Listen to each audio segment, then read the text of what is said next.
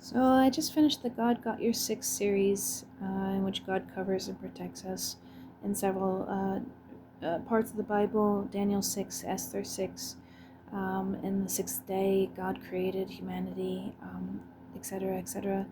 All these different portions of the Bible in which the number six is significant. But I wanted to.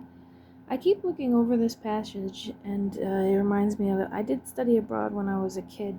I must have been about 20 years old. It was 1999 in that year, and during that summer. So we ended up, we got in late. Our flight was delayed. We got into Jerusalem, in the Old City, at like, I don't know, 4 or 5 in the morning. We were walking in the dark with our little luggage on the cobblestone streets. We ended up in a youth hostel that was a little bit sketchy.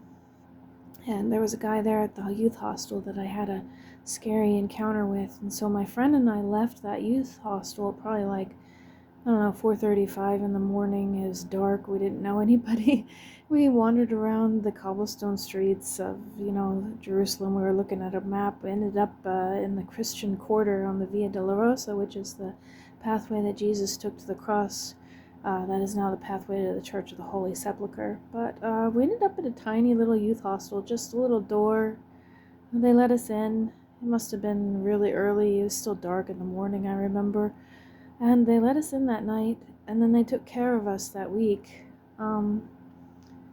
That youth hostel was right next door to a politician who would become pretty influential in Israeli politics and so forth. And I felt like, we were kind of protected by that person.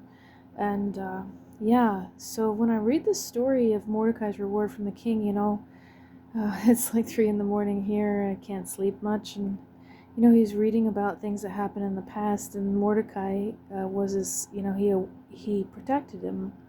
Or protected King Ahasuerus a long time ago from the 2 royal eunuchs, right? So, and then nobody rewarded him for what he did until now. So, and then they honor him now. So yeah, that happened to me. Something similar, we were at a youth hostel on the other side of the old city, and it was pretty dangerous. There was somebody that kind of threatened us a little bit, and we ended up just wandering around in the streets of the old city.